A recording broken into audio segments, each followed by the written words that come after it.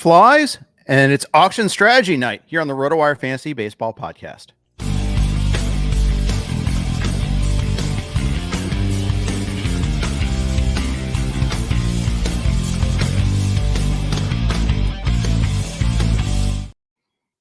Hey, everybody. Welcome to the RotoWire Fantasy Baseball Podcast. Jeff Erickson here with Fred Zinkie.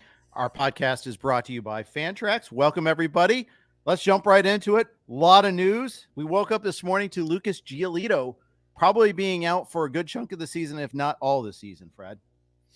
Yeah, I mean, disappointed. Well, I mean, Lucas Giolito wasn't like a pivotal draft pick, right? He wasn't a super high draft pick last year, coming off a 4.88 ERA, but 204 strikeouts last season. So, he was still someone who, if you've drafted early, you were counting on in your rotation. So we don't know yet, but it is starting to look like there's a possibility he won't pitch at all this season. Right. I only cut off half of his projected starts so far. I know he's not going to make the start of this season, probably won't make it all, but at least this gives me some starting point for once we get more information, if he does come back. I think we're going to find out in short order about him. Somebody was drafting him. Come on. Yep, Lucas absolutely. Giolito is being drafted in the league. I don't have him anywhere, but there were people drafting him. And last night I did the Beat Jeff Erickson League, 12-team in the RotoWire Online Championship in the NFBC. And Giolito went, I think, in the 18th round. Let me double check on that. 18th round. Yep. So 18.4 is where he went. People were taking him. Just not your first or second or third starter. It was Boston's second starter, however, arguably first. And that's the thing. It's it just shows what an offseason the Red Sox had. Yeah, you're right. As far as people taking him, so in the past couple of weeks, his NFBC ADP was 225. So like you said, probably around a fourth starter, depending on more than that, fifth or sixth, I would say. Maybe a fifth. Yeah. 225. I've gotten 220 picks in, and it's my fourth starter. My first three better be aces. Right. Yeah. And obviously depends, 12 team or 15 team, probably maybe like a fourth starter and a 15, but a fifth starter, fifth, sixth, and a 12. But yeah, as you said, for the Red Sox, pretty important. He was a pretty important piece of their rotation as far as he was probably the one who could give them the most innings, even if he wasn't going to be, maybe wouldn't be awesome, but could give them a lot of innings. Now behind him, are they going to count on a lot of innings from Nick Pivetta? We'll see. Brian Bello. Cutter Crawford is not going to give them a lot of innings. They're working on length with him. It does increase the chances of both Tanner Houck and Garrett Whitlock being in the opening day rotation. So, right. Those are two pitchers who I think we could classify as sleepers. They can both strike out a batter per inning.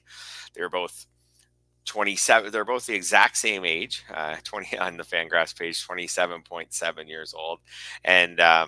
And both used to be, intriguing fantasy trendy guys at some point. Yeah, who just haven't totally bottomed out, but also haven't totally turned out. So they're both interesting sleepers. If you want to just pick them up and put them on your bench. So now they're probably not competing for a rotation spot. I like Crawford. I like Bello, Brian Bello. I always get that wrong. Yeah. And I like Pivetta as well. I like all I like their first three. I don't like their ballpark. I don't like their situation, mind you, but I think that they're they're intriguing, at least they're rosterable. I'm not going to probably touch Houck and Whitlock. I could be maybe I won't say I won't, but they're not targets for me. How about that? Yeah, that makes sense. I think they're like 29th, 30th round picks, or guys you watch on waivers, or there's still some draft and holds going on. They're probably somewhere in the early 30s, maybe for rounds, or late 20s. I think in my Tout Wars draft and hold, Whitlock's already gone, and we're in round 24. No, he just went round 24. So earlier today. So they're both bench stashes. I mean, because they're intriguing names, it's fine to grab them and see how the first couple starts goes. Then they just end up, if starts don't look great, they end up being fodder to drop for the guys who start the season off hot. The Red Sox in general, losing Giolito is a big blow, but I don't know. This has always looked like a team that's the fifth best team in the AL East, only because the AL East is so strong. If you put them in the NL Central, they compete to win the division. Right. If you put them in the AL or NL Central, they would probably compete to win the division. So I still think can they be? I still think they could be around a 500 team. There's just so many pitching variables on a team that should have like above average offense. Right. Right. Yeah. All right, let's move on. Ronald Acuna. We woke up to good news with him. See, I start with the negative, and then I can go with a positive note here. It's so funny. Yesterday, we were like, oh, we're going to wait 24 hours, or not 24 hours. We're going to wait till tomorrow, allotting for the time change and the time of the exam to give you more information. Thanks, guys. Way to keep us. But it turns out, good news. At least we think it's good news. He's expected to be able to play for opening day. He's gradually going to increase his baseball activities. Dr. Neil Trash confirmed Ronald Acuña's initial diagnosis of irritation in the meniscus. Expected to be ready for opening day. I asked you, Fred, did you discount him at all? Did you change your projection for Acuña? And would you consider not drafting him 1 overall? So I took off a few steals. He's got a knee thing to start the season, so maybe he'd be a little more cautious running the bases, and he's still light years ahead of anyone else. So no, I wouldn't discount him at all. It's almost, I guess actually, since it's auction night, I guess maybe it takes a couple dollars off. If I was projecting him for an auction, it would take a couple dollars off where I would have him valued. But it did. On Sunday, I covered the mixed league labor auction for Sirius XM, and Acuna went for 49 in a 12-team mixed auction. That's cheap. Yeah. He's usually around 60, 65, I would say. My dollar values had him still over 60. I think he went for a little bit of a discount the night before in the NL. I forget the exact number on that, but he did go for a discount there. Yeah, that makes sense. I mean, even if you dropped him down to 50 steals or something like that, he's still by far the best player to get. You compare him to, say, Bobby Witt. Like, even if you had them both at 50 steals, Acuña's still better in batting average, home runs, maybe about the same in RBIs. So he's by far still the best player to get. But yeah, for auction value, it could maybe put a little bit of a pause into just how high do you want to go? Because Acuna is worth those massive bids. But you are obviously, maybe you always were. Maybe it doesn't matter if it's 60 or 65 or 60 or 55 or whatever. Like, you're tying your season now to the health of Ronald Acuna Jr. Exactly. Yeah. When it comes to opening day, there's no play for Sonny Gray. He will not be ready for opening day. Thank you. Thank you very much. Yeah. Appreciate you there. I go for the little chuckles. That's what I live for. He was diagnosed with a mild right hamstring strain. Excuse me. GM John Mozeliak referred to the news as encouraging on the whole, but he won't be ready for opening day. My opening day is almost 3 weeks away, Fred. It's 3 weeks and 2 days away. So I think these are usually a month-long injury, I'm guessing, at least a couple of weeks of no activity. How much discount do you need on Sonny Gray to be able to roster him right now? So I dropped him what would probably equate to a couple of rounds. So I had him actually I had him in a tier with, at one point during our early drafts, with, like, say, Chris Sale and Michael King. I've since moved Sale up a bit, just a bit, based on what a great spring he's having. I'm pretty determined not to move him up too much, because I think I said to you at the start of spring training, there's not too much he can do to prove to me that he can last for 6 months during spring training. So I can't go back on those words. So I have moved Sale up a little bit. So he's kind of a little bit out of that tier now. And now I've moved Gray down a bit. So Gray, I used to have ranked around those two. Now, by dropping his innings just a little bit, he falls maybe behind Jose Barrios, Merrill Kelly in my rankings, or right around them. So that's kind of where I have him right now. I did the Beat Jeff Erickson draft on last night, and I was the one that took Kelly. So take that with the appropriate grain of salt. Maybe I overdrafted him. I took him at 11.11 in a 12-team draft. Sonny Gray dropped to the 14th round. He was 14.7. So, yeah, and maybe I drafted Kelly early, but King went at right at the same turn that I took Kelly. In fact, I was debating Kelly and King, thinking maybe I'd get both, and I did not get both. So instead, I got another good hitter, and I pounded hitting early in that draft. Should be fun. Bullied hitting in that draft. That's a fun way to go. It's not always the safest play, but it was super fun. I think that I'm going to need at least that amount of discount take Sonny Gray now. And it just I like his landing spot. I like his ability, but it's just he's always dealt with health issues there. We got lucky last year. We got him for 184 innings. The year before 119, the year before that 135, 175 in 2019, the pre-COVID year. So he can get there. I had him projected for 160. I actually haven't changed his projection yet, but I'm inclined to discount him by a start or two now. So that's what I did. When I took off, I had him at 160. And when I put him to 150, he dropped down to the point where I would now take those two Blue Jays, Brios and Bassett, who go in the same range, ahead of him. But I still have him ahead of kind of the next tier of starters after that. Bassett and Gray are kind of the same guy. They are not a little bit. They are and they aren't. Like, you're right. They're both huge innings eaters. You're right, with similar stats.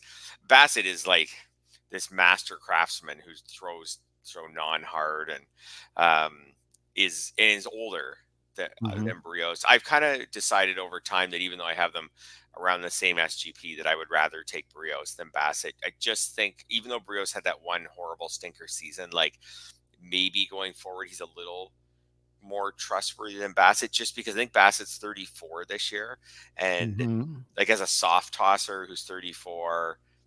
I don't know. Some of his advanced stats maybe suggested he was a little lucky last year. I don't know. I feel a little better about Brios. I actually took Bassett in Tout Wars, and then I don't feel great about it. Like, I took him because this whole tier that we're discussing was gone, and I needed a third starter. And I was like, oh, he's kind of the last man standing, so I'll just cross my fingers that he can keep it together for another year. And he's kind of a fun guy to cheer for. Throws a ton of pitches, maximizes his skill set. He's kind of a fun guy to cheer for, but the wheels will come off that skill set at some point. Hopefully Agreed. Not this year. He has been changed to 152 innings, by the way, just so you want to know. There you go. This is good. I can talk my way through my projections with you while we're talking here. It's one of those things I like to do. So Mr. Gray out for a while there. A couple others I want to talk about injury-wise before we move on, and then we'll start hitting. I can't wait to talk auctions here, so we'll just get our notes done with here. Paul Skenes is going to begin the year in the minors. That's official. This is what we thought was going to happen. Slight disappointment because he looked pretty good, and I can't wait to see him. But at the same time, this is prudent and what was likely to happen all along. Yeah, I mean, I don't think anyone really anticipated that he'd open the season with the Pirates, and truthfully, I don't think anyone has a really good idea of when he's going to be back up. Whether he'll be back up early, or maybe in the summer, or I could say back up, I guess up. I don't think anyone has a really good idea of that. It's clear that he's really talented, and when he comes up, there will be a frenzy in fantasy leagues to add him where he's available. But yeah, if you draft him now as a stash, I don't know. I don't know if there's a great answer as to when he'll be on the Pirates. Do you think I'm wrong? Do you think I'm not giving him enough credit that maybe he's definitely up at the end of April or something? I think he's mid-May. I got him like May 15th, May 20th. I would suggest. I did take him last night. I like the talent enough that I'll take. I don't really like stashing a lot, so that's my one stash that I'm aware of. I might have another stash later on, but I took him in around 22, so it's not going to kill me if he's down for a little bit.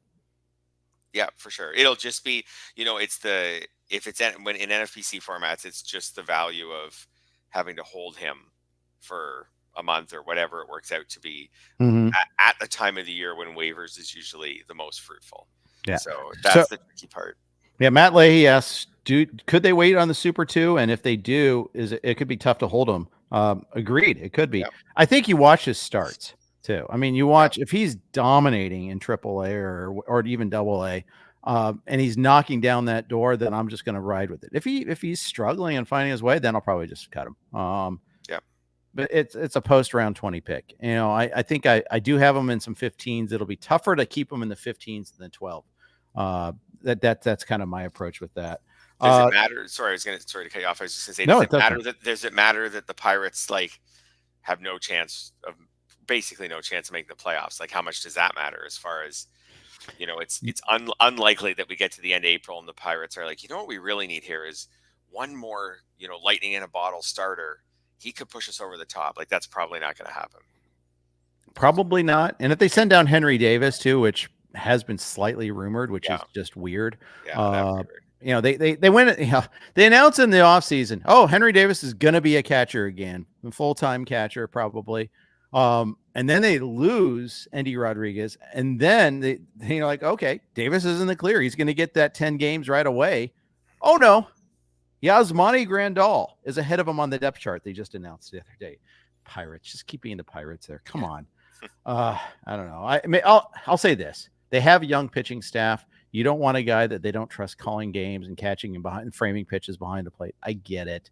I guess I could see it from that approach, but it's just so Pirates if Davis spends half the year down in the minors too. Kansas City Moose asks, assuming Montgomery and Snell sign in the next few days, could they be ready for opening day? Corollary, I'll ask you, how much are you discounting these guys? I've already taken off 20 innings from both of them. So, and then I might go another, if they go another, by the time we record next week, I might take off another 5 or 10. So, and that's a big deal. Like 20 innings off. Snell puts him down below around 145, and then 20 innings off Montgomery, I think put him at 150. So as you know, when you drop a guy 20 innings, and then you take off, in Snell's case, that's taking off maybe 30 strikeouts at his strikeout rate. And a couple wins. It's a really big deal. So these guys drop. Like Snell drops for me. I'm just out. I'm not taking Snell. Like he's way down in where those Blue Jays were and stuff like that. I would take him probably over them. It's just hard. It's hard to tie up. It's hard to tie up like your SP 1, 2, or 3 spot in a Scott Boras unsigned pitcher who's incredibly inconsistent throughout his career. You know what I mean? Like when you're just like, you know what, I'll just try Merrill Kelly instead, for example. How many innings does Blake Snell throw? What do you got him at now? Well, now I have him at 145, but if I was betting in Vegas, I'd take the under on 145 this year. Like unless he gets into camp soon, but right now, factoring in the fact that he may not be in a camp soon, I would take the under. Yeah, I think you're probably right about that. So, I mean, I know you can obviously different than Skenes because you don't know when he'll be up. With Snell, if he is signed and he's just delayed and he's not going to make his first few starts, like you can obviously use someone else. So, well, he jams up a bench spot, but at least you can use someone else. You're not getting zero value out of the position. But I'm just not. Montgomery, I'm a little more open to because he goes a little later and he's going to continue to go later. So I've got him down to 150 innings.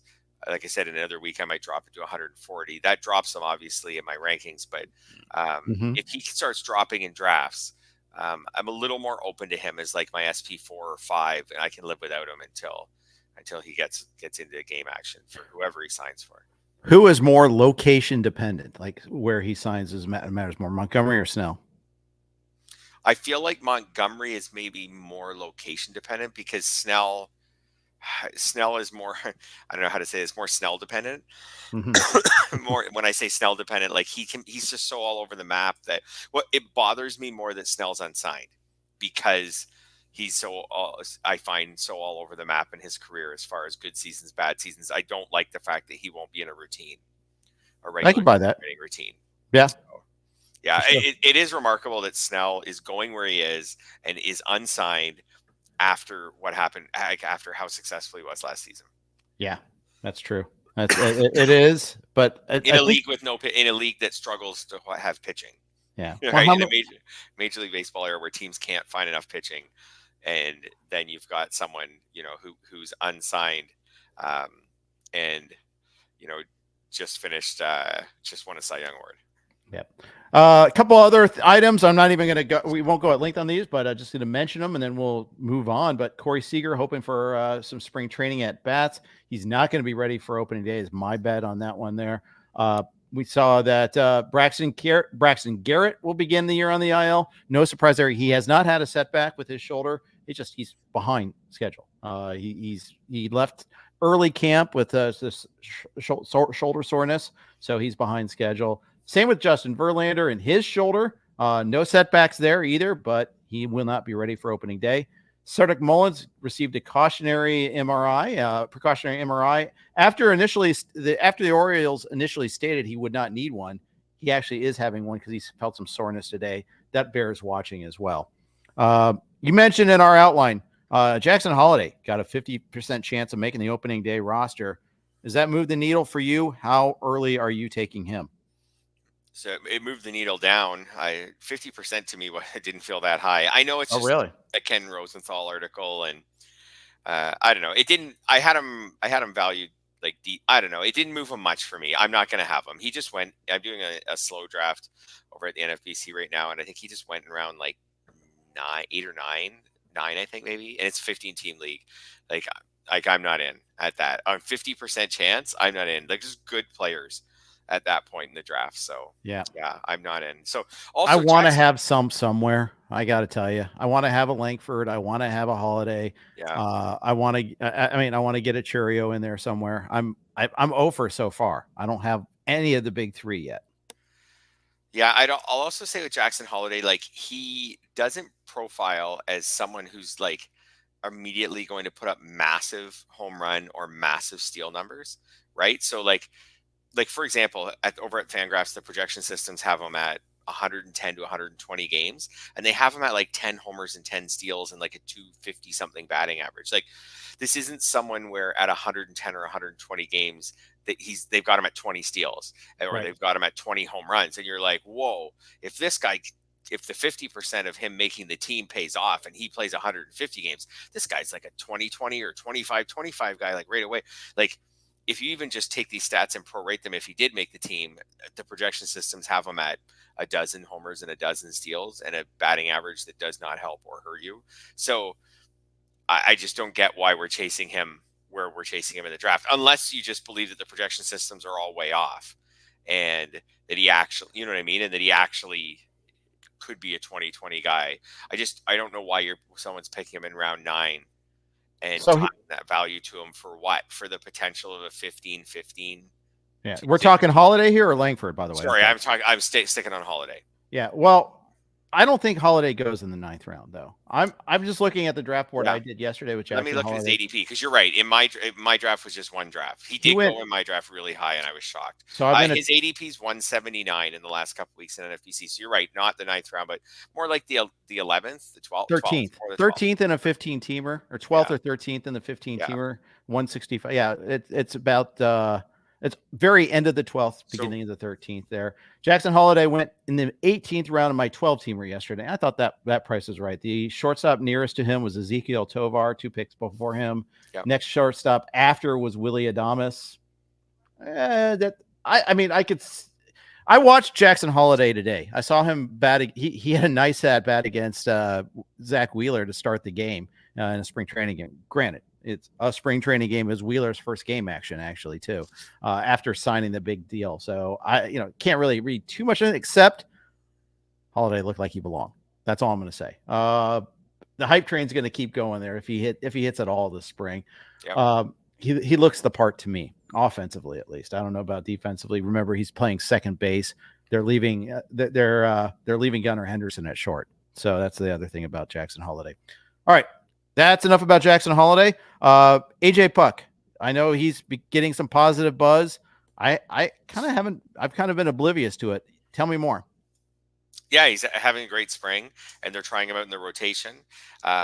Which way back in the day, like we thought that would, like back on his prospect days, that seemed like where he could end up, but it wasn't. All of his major league appearances have been as a reliever.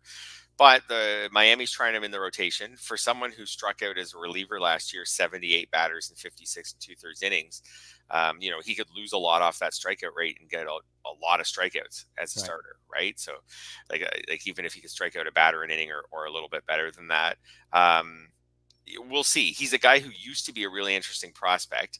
Is still in his 20s. Miami's a great place to pitch. He just went. These news reports are buzzing around because in my Tout Wars Draft and Hold, he went today. Mm-hmm. So in round 23. So people are picking up on this as just like he's an interesting late dart throw. When you get to the point in the draft where like you're just comparing like him and I don't know, Josiah Gray went in the same round. Josiah Gray, who's always been crummy.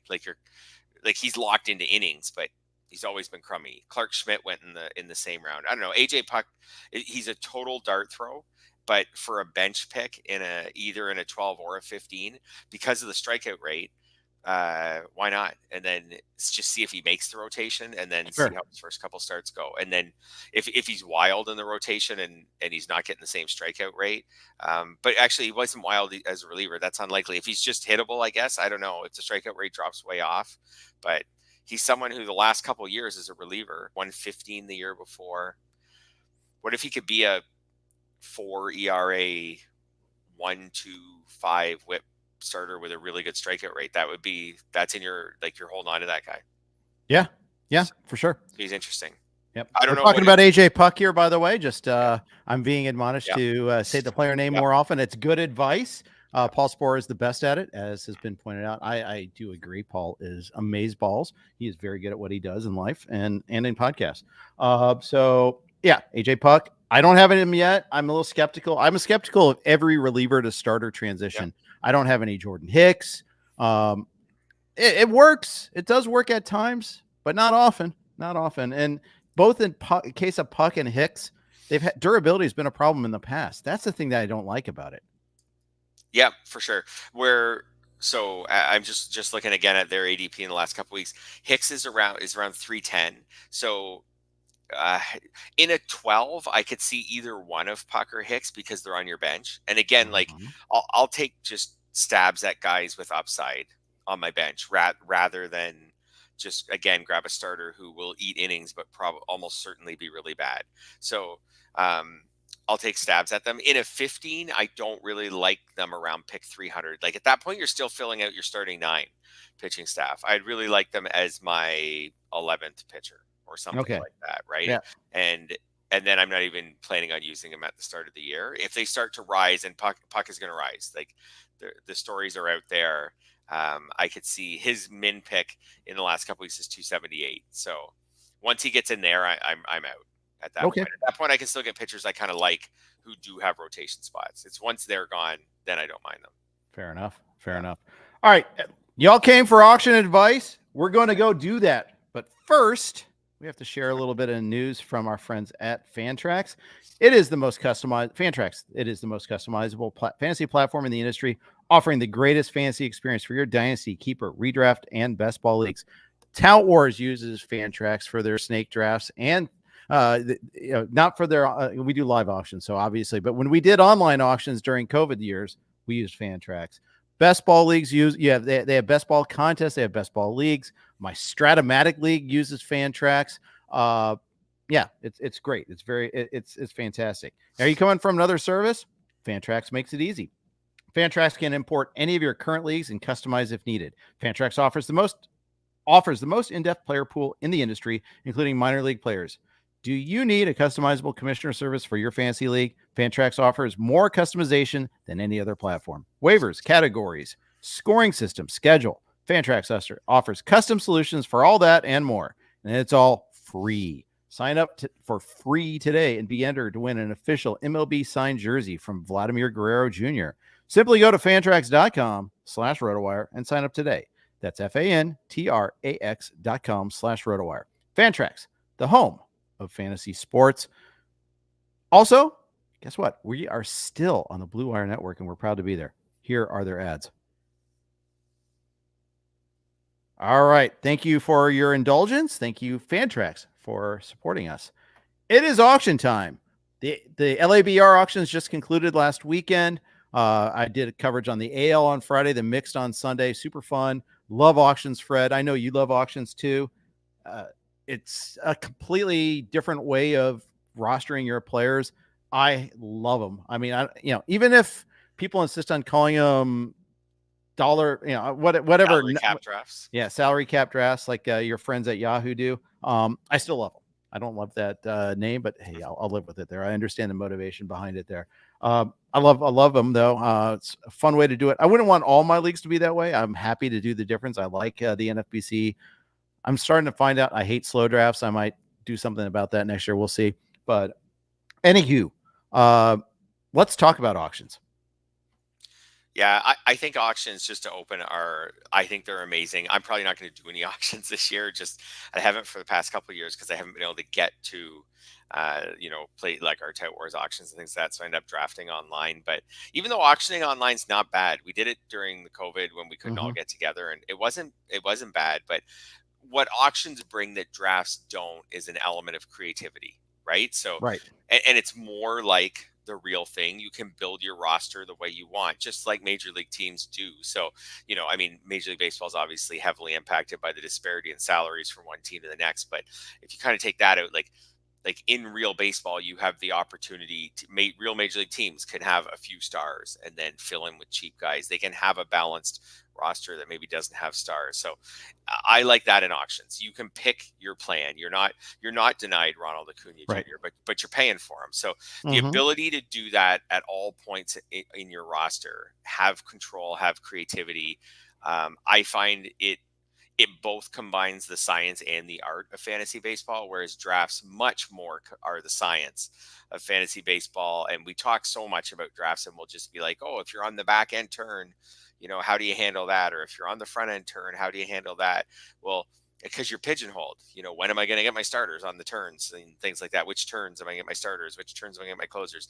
Auctions just blows it all wide open. And you can really, going into it, think creatively about how you want to build your roster. Yep, that's right. And this is where a lot of prep matters, I've found. Yep. Not, and there in lots of different ways. Like I can do my draft tool like a minute before a snake draft. I Yep. can't do that for an auction because I'm setting up a lot of things. I'm trying to figure out some targets. I'm trying to do things a little bit differently. Obviously, the player pool matters a lot too. So let's talk about setup for an auction. What do you do to prepare for an auction? Okay, so what I want to do is, first I want to try to predict how much players will go for, and to do that depends on what kind of information you can get in relation to your auctions. So, for Mhm. example, if I'm preparing for Tout Wars auctions, as a lot of people are right now, who will be going to New York in a couple weeks, okay, so I can use past year's data, which will fall in line with this year's players pool almost perfectly. So, for example, if I was preparing for the mixed Tout Wars auction, whatever, say, the 10th most valuable hitter uh, went for last year in that auction or the year before, or even better, if I could take like the last 5 auctions and average out what the 10th most valuable hitter went for, that is what the 10th ranked hitter in fantasy baseball is going to go for in that auction. It within like a dollar or two. Like that's what happens. Like I did it for years, and that's Mhm. now Tout Wars throws some wrinkles in it because of the on base percentage, and it kind of ruins the ability to totally predict them. But if it used the same, you could just, as if it used batting average, you could just take your NFBC ADP and the 10th hitter. Let's say that's Trey Turner this year. He will go for whatever the 10th ranked hitter has gone for basically every year for the last 5 years. Same with the 20th hitter, same with the 30th hitter, et cetera, et cetera. So now I know going into the auction how much pretty much every player is going to go for, knowing that there'll be like oddball players who just catch fire in the bidding process and go for way higher. And there might be little pockets of times where people feel broke and certain players go lower. But now I have an ability to compare how much all those players go for with how much my projections say that where my projections order them and say they should go. And then Mhm. I can figure out which players are my most likely targets, just like you can going into a draft, except now the whole player pool is open to me. It doesn't Right. matter. So far, for example, in drafts, I've only picked fairly early in all my drafts. So it actually doesn't really matter that if I really love Trey Turner this year, like he hasn't really been an option for me at all. In the auction, everybody's an option. So That's right. so if I have data that way, in the NFBC, they post average auction prices. So you can use that and then start comparing it to your own list. But that's where I can start finding pockets of value based on my SGPs and based on past auction. If you have absolutely no auction data, like let's say, for example, just you and 11 friends are like, hey, let's start an auction league. Like you can't do that, the level of preparation that I just talked about. But if it's an NFBC thing, or if it's like some sort of industry thing where we've got last year and previous auctions, you can really accurately predict again, like the reliever pool, you can really accurately predict how much, say, the 5th ranked reliever is going to go for, the 7th ranked reliever is going to go for, because they go for a similar amount every year. Yeah, that's right. Also, if you're doing a brand new league, especially if anybody's brand new to auctions, any other data is useless, because Right. those leagues, especially in a 12-team mixer, a 12-team mixer with lack of previous history, average auction value is not going to be very helpful, I think. It might be for the top players, but I'll tell you what, you really got to have some history there usually, because people that are new to, like, brand stinking new to auctions are going to go like bid like crazy. That's almost inevitable. It almost always happens. If you're in a veteran laden league, you might have the opposite issue, where the stars don't get paid enough. And it's kind of interesting there, that see how that one works out. Are you a draft software guy, or are you a pen and paper guy? Yeah, so I'm a full pen and paper guy. I'll Why? have beside a player's name just how much I'm willing to spend on him. Okay. And that's pretty much it. I may also put my prediction based on the research I did of how much I think he'll go for. So it might say I might say on my list, for example, Trey Turner, 33. That's how much I'm willing to spend on him. And then 35. That's how much, based on last year's data, how much and where he is ranked in this year's player pool, how much I think he's going to go for. So that's all I got. I think you want to, in my opinion, in an auction, you want to limit confusion and limit clutter, because the bullets fly fast in an auction. And I've been in the auction rooms when you're the auctioneer, and when Jeff Erickson throws out, okay, we got Trey Turner, he's starting the bidding here at $20, like, it's going quick. And in my opinion, if I'm looking through too much data, all of a sudden, Trey Turner's up to $30 something, and I'm like, holy smokes, am I in or out or whatever? Like, you say Trey Turner's starting at 20, and I look at my sheet and I'm like, okay, well, it says I'm going to 33. Let's go. Like, and we see, could I get him for 31, 32, 33? Once he hits 34, I'm out. Follow-up question. Do you have a spreadsheet and print it out, or do you write it out by hand? Do you feel like you learn better by writing out by hand? How do you do it? Yeah, I don't write it out by hand. So I'll use a spreadsheet, and then I'll just use certain column, like print off certain columns from my spreadsheet that has all my SGPs and everything. I won't print off the SGPs. I won't print off the stats that led into them, but I will print off. It's neater. It's more fits on a page or two right. So I'll just print off, the name and the column for, how much I'm willing to spend, and then maybe the column for what I predict the player to go for. But you want to eliminate surprises as much as you can in an auction. Those just times where people get going on bidding, and you're just like, okay, whatever, these guys, go ahead, do your thing on Trey Turner, I'm out.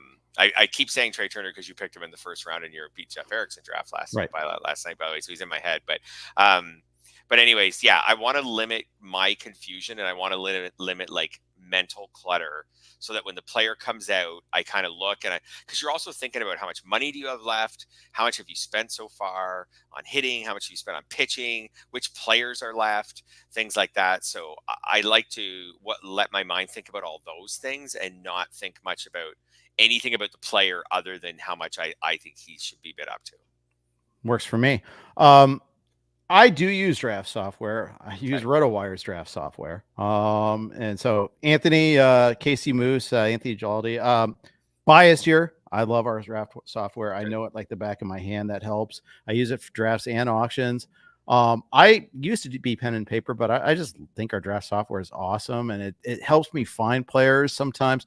I will say, there's a scrolling issue with draft software. You can have lots, it might narrow the band for you sometimes. It might limit something out of your scroll. Whereas pen and paper, it's always there in front of you. You want to go down the list, maybe get you a better idea of the scope, like how many shortstops are left, or how many catchers you like that are left. But I also know what to look for too, so I can do it quicker. Yeah. Plus, I can click over to the depth chart tab in our software. Love doing that. Love being able to go over to our prospect tab. You can set targets if you want. There's a lot of things you can do. I think it's pretty fun to do that.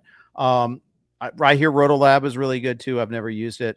Again, because I'm a company man. We have great software. Why would I use something else when it's part of my subscription too? So that's the other thing. So, but yeah, I'm sure there's others out there that are really good too. But and there's sure plenty of other good custom cheat like spreadsheets and things like that as well. But yeah, I love our software there. All right, let's talk about strategy for nominations. Starting off an auction here. There's a lot of different things you can do when it comes to your nomination process.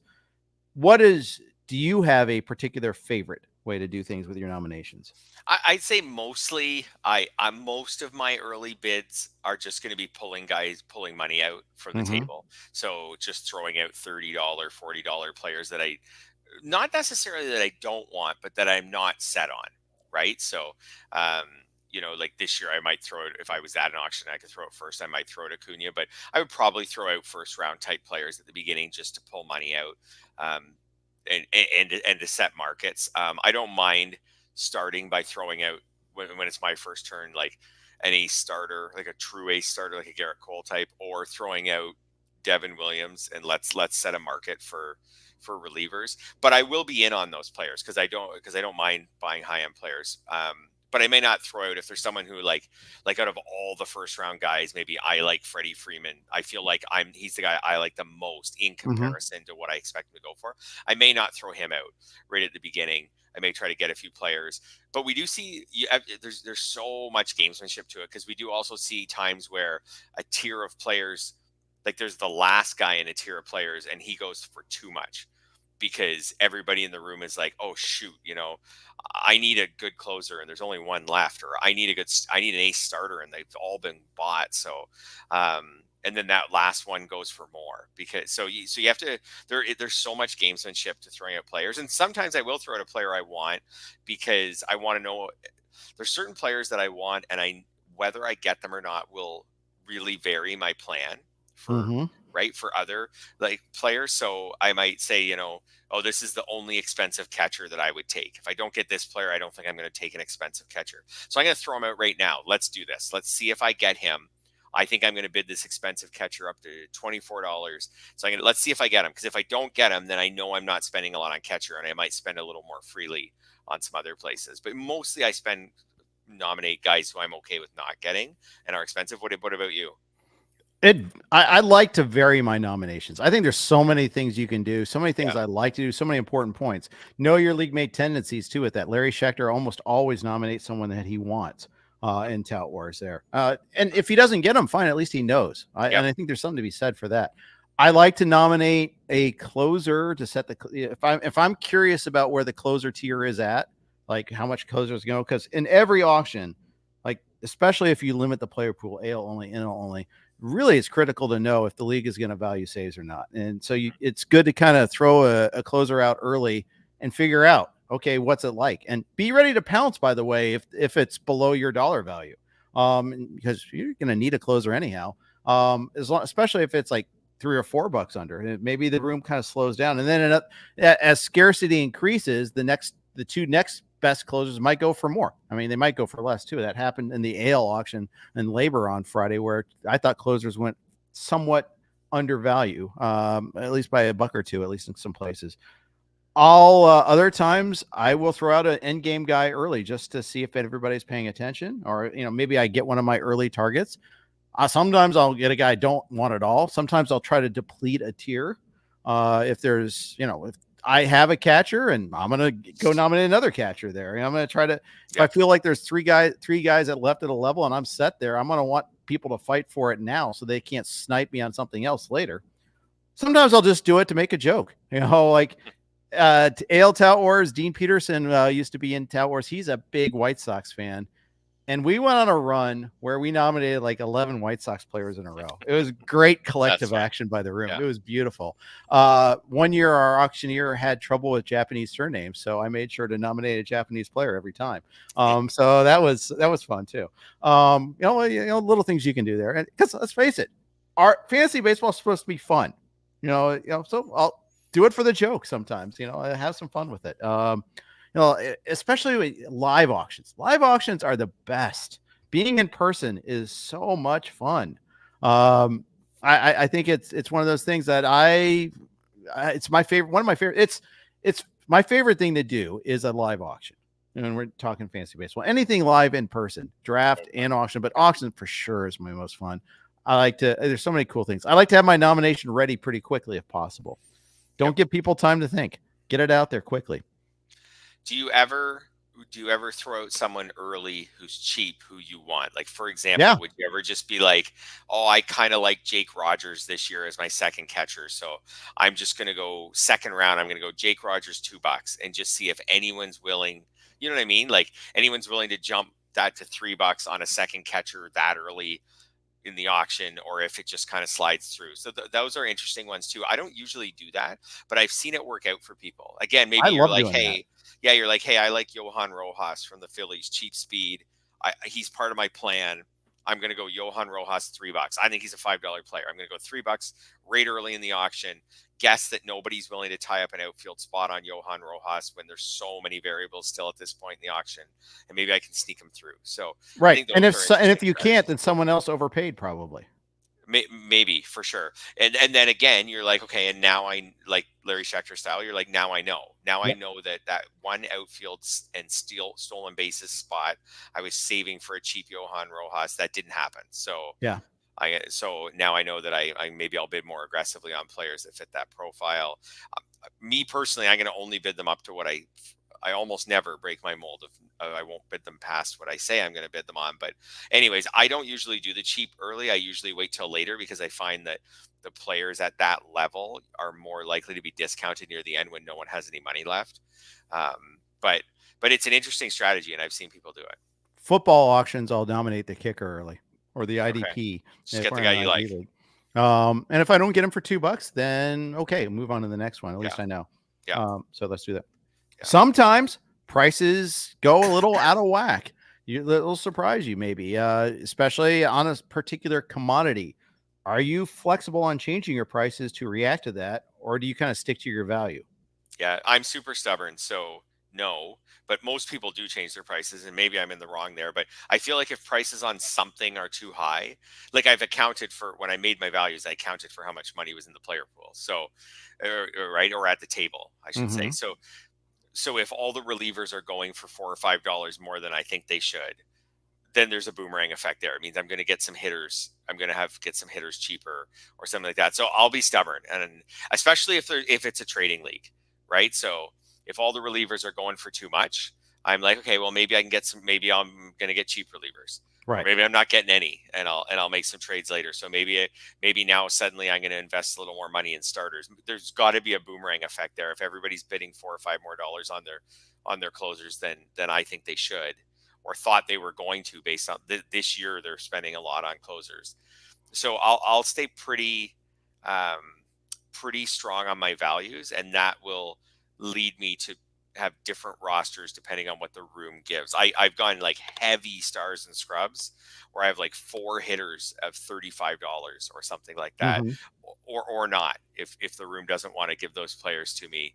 I do find, like you said, with industry ones, industry people are usually pretty cautious and usually like to spread things out. So if that's what they want to do, I'll stay true to my values. And as it takes a lot of nerve, like as you're buying, oh, I just bought Trey Turner. Oh, I just bought Freddie Freeman. Oh, I just bought Pete Alonso. Oh my gosh, am I going to buy another $30 hitter? And are you going to stick? And now I'm going to have to play with, play with all my. I can't get all the middle round hitters now, but I've traditionally done it.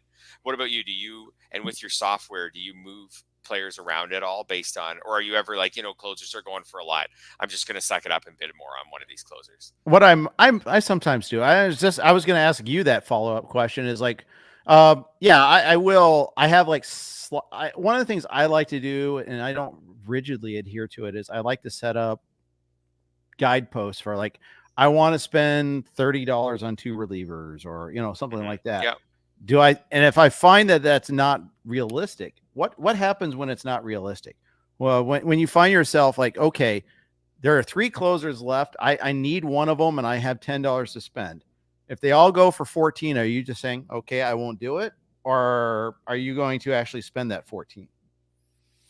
I'm just going to not do it. Again, it depends on the type of league, I guess, if it's a trading league or not. If it's a trading league, I'm probably just not going to do it. Of course not. It's a Fred Zinkie special trading league. Exactly. Yeah. And now here I am that night sweating that I don't have a closer, and I'm like, well, only one way to figure this out: start learning the rosters and seeing who has a lot of closers, and But anyways, like, no, I probably won't. I'll be like, okay, well, I'm not going to get a closer. I guess I'm going to get one more good starter instead. Yeah. I'll probably keep my hitting and pitching budgets like not firm, but more firm, and then so I would distribute it within the hitting or within the pitching, it depending on what it was that it changed on me. So right.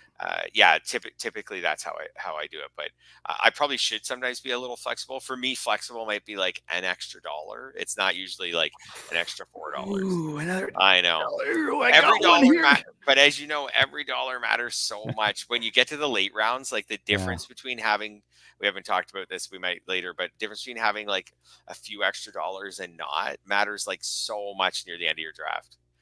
It does. It does. And I found myself I'm actually less patient now than I used to be, if that makes any sense. Right. I feel like I am a little bit more impulsive than I used to be, and that's probably not good. But I don't know. I think that I don't know if that's bad. The worst fear is having money left, right? At the end. Like I'd way rather be broke than sitting there with like, oh my gosh, I've got $40 left and there's no one good anymore.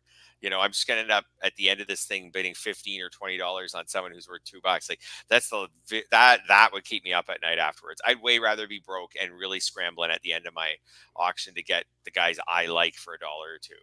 Yeah, I do too. I hear you. I was gonna say, well, maybe like same thing holds true with like a position, like maybe not catcher, because I think anybody can go like, screw it, I'll just do the $1 catcher thing. I mean, I've done that so many times. But shortstop, like I really don't want to have a $1 shortstop. I really don't want to have like a $5 shortstop. I want to get somebody I know is going to play.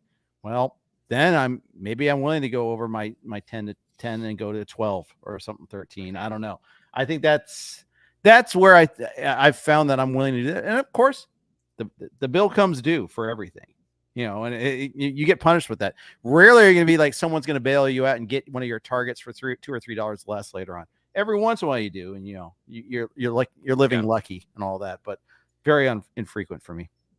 Yeah, and in every auction, there's always going to be a moment late where certain guys go for like $1 or $2, and the whole table groans and says, like, oh my God, how did we just let this guy get whatever, Anthony? And it's always Larry, by the way. Yeah, that's it. Well, some people who play them well, sometimes you're right, it is certain people, sometimes more than others, but where you just, like I said, you're sitting around the table and you're like, how did we let this guy get Brent Rooker for $1? But everyone's looking around and they're like, I don't have any more money. I don't need an outfielder.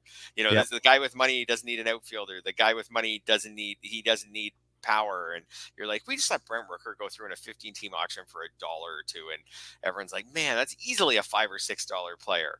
And everyone just shrugs their shoulders like, there's nothing I can do about it. What about you? Nothing I can do about it. So that's gonna happen late in an auction, and you want to be in position, if you can, to be the guy everyone's groaning about. Right. Well, not the guy groaning. And you have to be very rigid then to be able to do that. So to be able to do that for sure. So what's your favorite style? Do you prefer stars and scrubs? Do you prefer spreading the risk? What type of player are you when it comes to auctions? Yeah, I find I'm more of a stars and scrubs guy, both hitting and pitching. So I don't mind just being broke during the middle of the auction and then thinking ahead and kind of planning for the end. So I don't know why, but in the industry auctions, as you mentioned, and I kind of jumped on that concept, I do find that people are fairly tentative with stars and spending too much money early, and I'm willing to just go against that. First of all, in pitching, I find now the new pitching landscape I'm different on a lot more, and I've been writing about it sometimes this spring, and will continue to do so. Where, like, we don't in my opinion, we don't have the generation of aces right now that we had a few years ago, where we had like at times Scherzer and Kershaw and some of these guys, DeGrom, that were just like blowing everyone out of the water. So maybe I'd spread things out a little more than I used to on pitching, but I used to find that my pitching went better if I really got a couple like totally awesome aces. I'm just not sure if there are enough of those players. How many aces are there for you? Well, this is the thing, is like what I consider an ace now is actually not really that impressive. So, right. So like Four. There's four. There's four awesome aces. There's Strider, Cole, Burns, and Wheeler, especially with Gausman now having the shoulder. Yep. To me, there's four awesome aces. And I put Wheeler. I'll put Wheeler there. There's four awesome aces, and that's it. That's it. Like, I think everybody else has warts. Zach Gallen has warts. Like, George Kirby doesn't strike a lot of guys out. He has warts. Luis Castillo struggles to ever have a super duper low whip. Like, he's not a super duper low whip guy. He's way better than he used to be. Like, Logan Webb doesn't strike out a ton of batters. Like, Freddie Peralta, do we trust him yet? Tyler Glass, now we definitely don't. Like, these are guys who are aces. These are, by definition, they're being drafted in the first 12 starters. But I'll give you three names. They're not aces. I think they're not aces like what I'm talking about. I think there are three ace adjacent pitchers you haven't mentioned yet. George Kirby. Yeah, I mentioned him. Oh, did you? No, okay. Not a lot of strikeouts though for an ace. Okay. Ace. I have him fifth among starters now with Gausman being bumped down a bit, but I don't think he's not spectacular. Unless you think the strikeout rate's going to jump way up, he's good, not spectacular. Pablo Lopez. Yeah, to me he's in that same tier. Okay. As Kirby. Yeah. And then really good. And then I think the guy that everybody wants to be an ace, but we just don't know yet, is Yamamoto. For sure. Yeah. When you talk about warts, like, Yamamoto literally hasn't pitched in our continent in the major leagues, so like there's warts there. But he's a risk. But I used to feel like when I would go to, like, say, the Tout Wars auction, that there was more. Maybe I'm not remembering it accurately, but I felt like there were more pitchers where I was like, this guy's awesome. Like, this guy's going to be awesome for sure. Now, this year's player pool, like, I just don't feel that way. So I might spread my starting pitching money out a little bit more. Mm-hmm. But I used to be more into, like, I want two $30, like two Zach Wheeler types, Corbin Burns types from this year's player. There's just not that many of them. There's just very few of them. Yeah. So I'm assuming they're going to end up being really expensive. And usage patterns dictate that some too. The fact that, but that also serves as a kind of the counterbalance is if there's only four pitchers that you feel like that are getting that. I mean, maybe 160 innings isn't that bad anymore. And Glasnow at 140, well, I mean, that's not great, but it's not as hurtful anymore. I mean, I think Michael Salfino made that point on Twitter a week ago or two or so ago. That's the first I saw of that there, where that debate was happening. And I think there's merit to that point. Mm-hmm. And going back to why auctions are so cool is the auction is the only place where I could actually get Corbin Burns and Zach Wheeler. Well, I guess I could in a draft, but I have to use my first two picks on them, and that would be unusual. But I can get them. But I can get them, and I can get Trey Turner. Right. I did get Strider and Wheeler and Yogurt. So yeah, that was, I had to spend my first two picks on it to do it, mind you, but I did it. It's a really cool start. And you can do that in an auction. Strider and Wheeler in an auction this year might cost you $65 or something like that. But then you can decide, or would I rather use that $65 on a trio of Grayson Rodriguez, Joe Musgrove, and Jesus Luzardo, for example? Would I like those three, or would I like the other two and a $1 pitcher to go with them? I love the creativity of how you can, in preparation, you can look at the stats and balance that out and think about it. It's to me much more fun. Or you could be like Doug Dennis and spend like $45 on pitching altogether and not spend anything on starting pitching. Just get some closers and some high leverage relievers in a no innings pitched floor league. Or you could be like Andy Andrus in AL Labor and spend $22 on pitching in a league where you still have to get 900 innings. I don't know how he's going to do that, but we'll see. It's all upside guys like Tiedemann and guys like that. It was fun to watch him do it. I just don't know how he's going to be able to pull it off, but stranger things have happened. It is a trade league. He just needs to employ Fred Zinkie Esquire to make his trades for him there, and he'll be fine. All right, next topic. Are there ever any players you have to win in an auction? Is this a strategy dependent question, or is it just in real life? Like, I mean, I think you can approach this in two different ways here. Yeah. So I thought that was an interesting one. For me, there are not. Like, I've never gone into an auction being like, I am getting George Kirby. Like, it doesn't matter the number. He is my ace. I am getting George Kirby. I've never gone into an auction like that. I've gone into an auction just with my values, and maybe I'm like, hey, out of all the guys, like, I feel like I'm going to get George Kirby. I feel like I like him more than most people. I feel like that's the pocket of value I want. But I never have gone into an auction being like, when the bidding starts on George Kirby, it's ending with me. End of story. Or this year, my guy is is Bobby Miller. I'm getting him. I don't care if he costs me 13 or 21, I'm getting him. So I've never done that. Do you ever do that going into an auction room where you're like, you can sense it when you're in the auction. Certain guys will come out and guys will start going back and forth, and you can eventually sense that whoever wins that guy, like, he has come here with a mission of taking that guy home with him. I have so many stories. I know. They're the best parts of the auction. When the guys start going back and forth, especially if you're not involved in it and you just sit back and you watch it like theater, you're like, this is amazing. Total amateur move, but I've done it. It's worked a couple times and it's blown up in my face a couple times. I may or may not have spent $30 on Brett Laurie one point in time. The best story though was one year Tout Wars was in Chicago. I forget the circumstances why it was there. NL auction. Mark Haverty's in the league. He's from Montreal. Jonah Carey's in the league. He's from Montreal. Okay. Jonah Carey didn't necessarily have to have Pedro Martinez, or is Vlad Guerrero? I think it was Vlad Guerrero Sr. At peak Vlad. Haverty did, and Jonah picked up on that pretty quickly. Got to 40, they kept on going. Got to 48, kept on going. Ended up being like $54. Just blew up Mark's budget there, and Jonah just. It's like, I'll go one more because I think he's going to go another. He's like, I guess I'm prepared to be stuck with him, but there was no way Haverty was going to let him get him. And it's just like, you can set yourself up there for that. So yeah, it was hilarious at the time. I just remember that being amazing. I think there are times where a certain strategy lends itself to requiring certain guys. For instance, you mentioned the aces. If you're going some sort of, very pitching heavy plan, then getting 2 of those 4 aces might be, it may not matter which one of those, but it probably matters. You probably have it mapped out a little bit there and you need to get those 2. If that's your plan and you've got some, like, maybe it's going old school Sweeney plan where you're punting power. I don't recommend punting power. Don't do that. But it's happened and it's worked before. Yep. It's probably less likely to work in this era where power is plentiful. And you need even more of it. But I've seen plenty of people punt certain categories. And if you're doing a punt strategy, that means you got to have other guys in these other categories to dominate. You need to get, if you're punting saves, you need, our punting starting pitching like Doug Dennis has done in Towers. You need to get your closers right. You have to have an idea. I want these exact closers.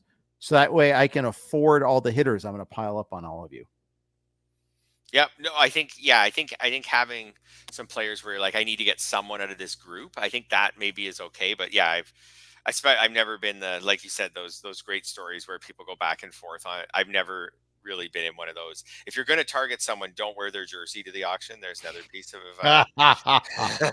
we all have those stories where someone shows up wearing, we've been in New York and I can't remember who it was off the top of my head, but maybe it was Scott Sweeney. Wore a Mets jersey there, and then you're just, I can't remember if it was Scott or if it's someone else, and then you're just like, okay, well, here we go, Matt Harvey, throw him out, see if see if the guy in the Mets jersey will go for him or not. So those are always fun too. Like I was always I don't really get a lot of Blue Jays on my fantasy team, but I was always like, well, I'm not wearing any of my Blue Jays paraphernalia to the auction table. No, that's definitely that's a party foul there for sure. Yeah. But fun and funny. Like if I was with my buddies, I would totally do that. And just let it all play out. But if it's a little more serious, I won't. Yeah, for sure. Yeah, for sure. There. Okay. Dollar days. Everybody wants to talk about dollar days. Do you, first of all, Anthony asks, do you enjoy or dread the end game, the dollar days? Oh, I love it. I love the end game of dollar days. That's also where the endurance part of the auction really comes in, right? You're actually, like, not to make us sound like we're actual athletes, because we're not even close to it, but that's where you are kind of tired. Like the Tout Wars auction takes about 4.5 hours, if I remember correctly. So it depends on who the auctioneer is. If it's me, I'm Speedy Gonzalez. We'll try to get you out of there. Other people, I've done a broadcast where it lasted 6. Right. Do not recommend 6, by the way.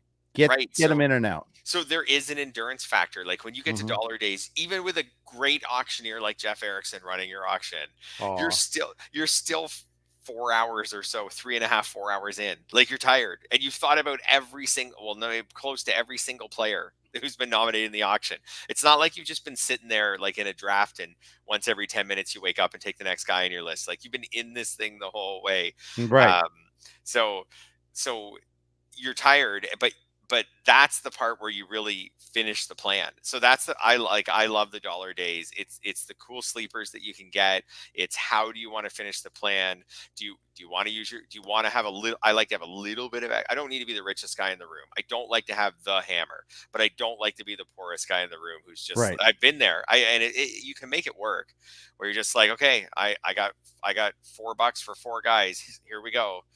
I'll take whatever you guys let me have. But so I don't really like being that guy either. I find it fun to have $10 for 4 guys at the end or something like that. I think that's right. 5 guys is fun. And I'm like, okay, well, do I want to spend 4 on one of them? There's one guy left I really want, but I go 4 on him. And then all of a sudden I'm kind of more $1 a guy, a little closer to $1 a guy now the rest of the way. So $2 a guy. Right. So I think that's really good. I don't love to have a lot of $1 guys. I don't mind having a couple $1 pitchers because there's usually a lot of variety in who we all like at the end of the pitching pool. And they're plentiful too.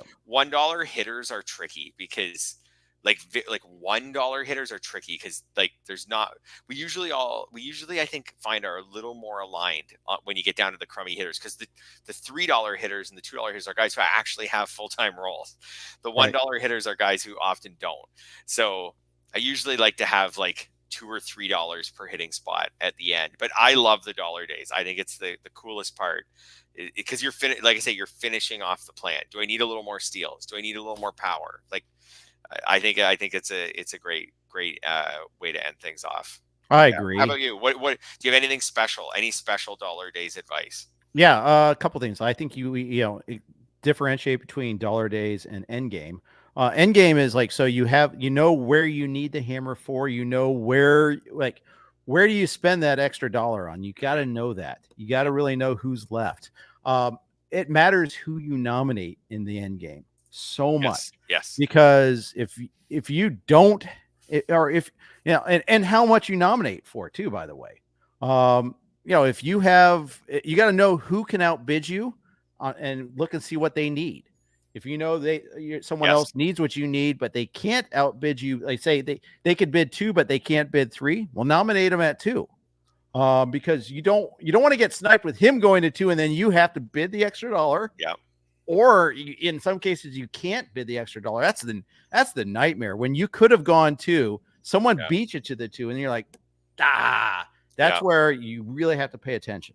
And if, like as Chin Music says, if you're a few beers deep, guess what? That's going to be harder to do that. So I try not to drink too much at auctions, or too often. I mean, in the expert leagues, I never do, but not at all. Leave that for afterward there. Totally. You should, and but yeah, I think that's super important. Just there's a parallel in snake drafts, especially when you're towards an end. If you're drafting an 11 like I did yesterday, the guy in team 12 has 2 catchers. Well, I know I can get the other commodity first and get the catcher second. Need to know these things, and the same thing is true in auctions. And okay, they're going to have to nominate somebody, and there's a burden of nomination too. By the way, when you're in the end game and you are stuck on dollar days and specifically just $1 player, and you've got like 5 or 6 spots to fill, it can be hell. And, you can get people are sniping you left and right. You have to try to nominate someone you want, but yet it's not someone so good that someone's going to outbid you. That's so frustrating. And I always find okay, well, just rip the Band-Aid off, nominate the guy you want, because you're not going to get him otherwise. You're not going to get him anyways. You might as well. Yeah. I've been there. You're just sitting there and you're waiting for your turn to nominate. And you're just like, please no one say Jake Rogers. Please no one say Jake Rogers. Cause I can only spend $1 on him. But I have to nominate him. And then it gets to you and you're like, Jake Rogers $1. And you're trying to be cool.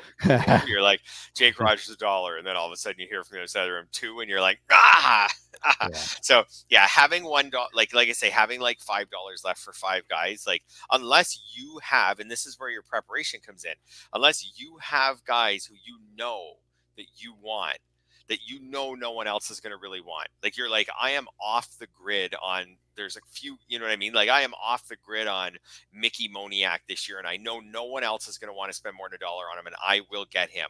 And that's one of my guys. I got a guy. Like unless you're way off the grid on some guys, I hate having $5 for $5. Or if you save your dollar guys for positions that are plentiful.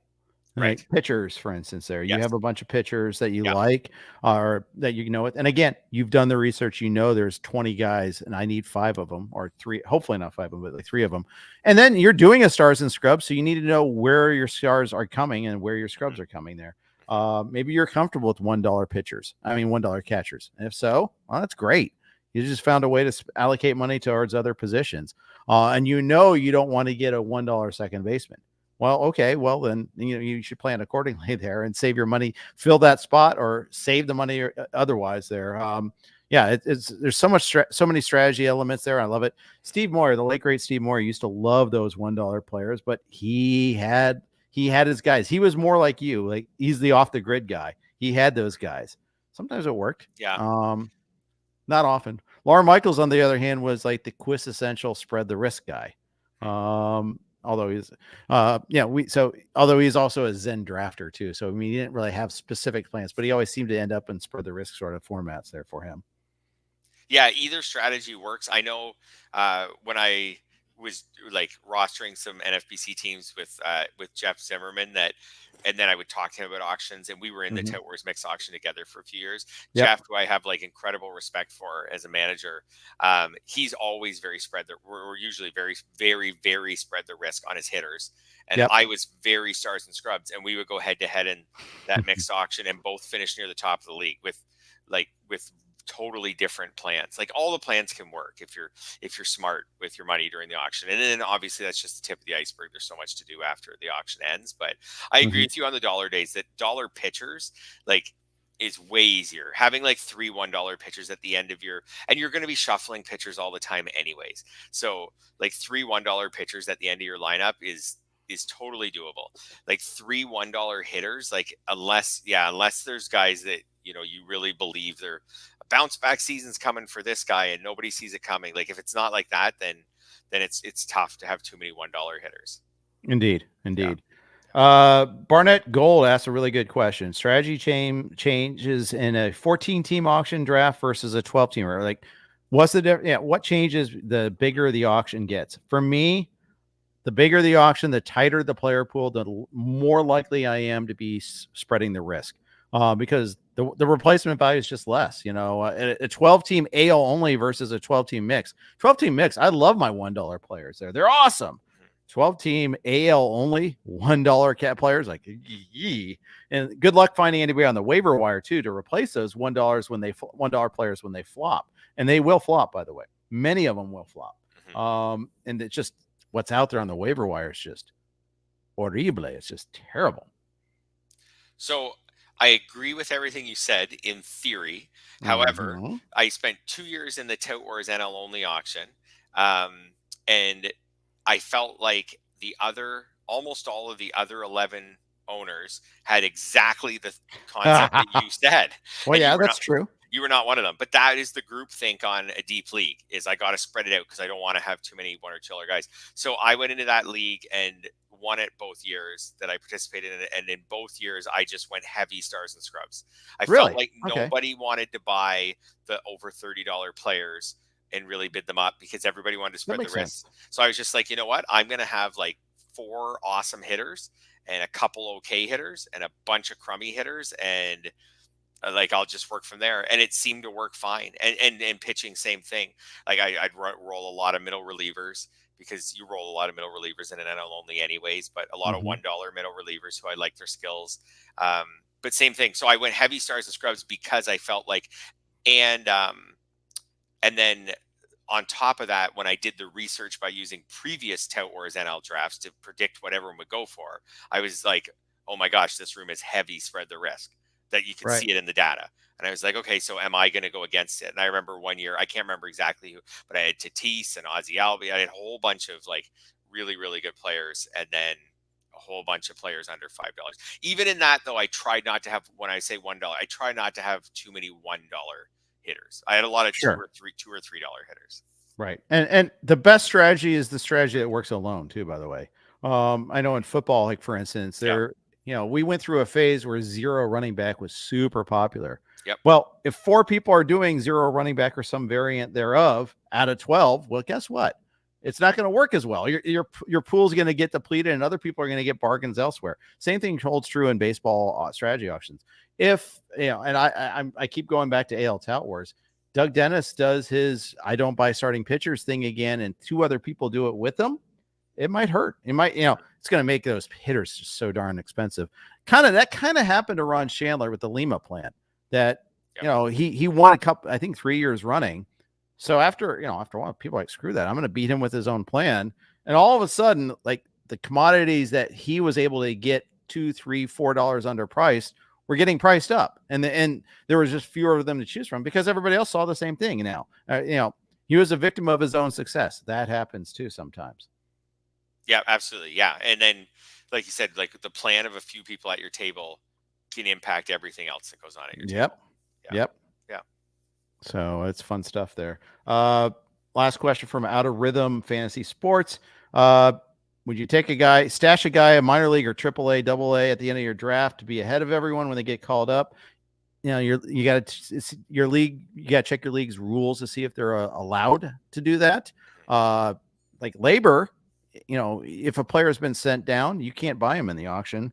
However, if they're on the big league, if they're at the big league training camp, spring training camp, you can do that. And I think it's kind of sometimes a worthy step. Tout Wars, the universe is open to you there a little bit, so it's a little bit different. I think it's no different than drafts when it comes to stashing. I was going to say the exact same thing. Yeah, no different than drafts for me. Like if you would take them in a draft, then you can take them in an auction. And if you would take them at a certain point in the draft, then equate the dollar value. Jackson Holliday, even if he's going to start the year in the minors, is going to go for a few bucks in your auction. Even if they announce at some point he's going to start the year in the minors, it's still going to be a $5 player or something like that, $7 player in your auction. So Paul Skenes is going to be a $1 player in your auction, whether they, now that he's going to the minors, just like how he's going to be a 23rd round pick in your draft. Right. I think that's right. Yeah. So yeah, I got Mike Trout for $3 in his rookie year, and I still didn't win the league. So what do I know? Finished second. Yay. Okay. Larry beat me. Larry did it. Larry's really good at fantasy baseball. I hear he wrote a book about it. It's a good book. Yes. I should read it sometime. I actually have read it. It's very good. Winning Fantasy Baseball by Larry Schechter. I have it somewhere. Yeah, for sure. Exactly. Any other tips before we sign off? I think that's it for if you're listening to this point and you've never tried an auction, do it. Even if you can't go somewhere, so you just try an online auction. Online auctions have come a very long way. They were crummy 10 years ago. They're not bad now. I didn't mind when we did them during COVID. I mentioned this already, but I did not mind it at all. Yeah. Agreed. I think the technology's gotten better and better. There's more rooms that are really good. NFBC's is great. CBS's is great. I use that for the RotoWire Staff Keeper League. Fantrax, our sponsor, is great. Use Fantrax. It's free. Try it out. Absolutely. Try an auction. And if you have a long-standing league, see if you can try to get them to do an auction if you're so inclined, especially if you're in person. Great way to have 4 or 5 hours of fun. All right, everybody. That's going to do it for today's auction-specific podcast. Thank you for listening. Thanks for all the great questions in the forum for those who joined us in the live stream. As always, we ask you to please like, subscribe, rate, and review our podcast. It helps us a lot. Go ahead and check that out. And if you want to check out what we have to offer at RotoWire, go to rotowire.com/pod. We have a free trial. No credit card is required. Get you to kick the tires, see if you like it, and hopefully you will, and you'll want to subscribe. All right, that's going to do it for today. James Anderson is back at you tomorrow. Thanks for listening to RotoWire Fantasy Baseball Podcast.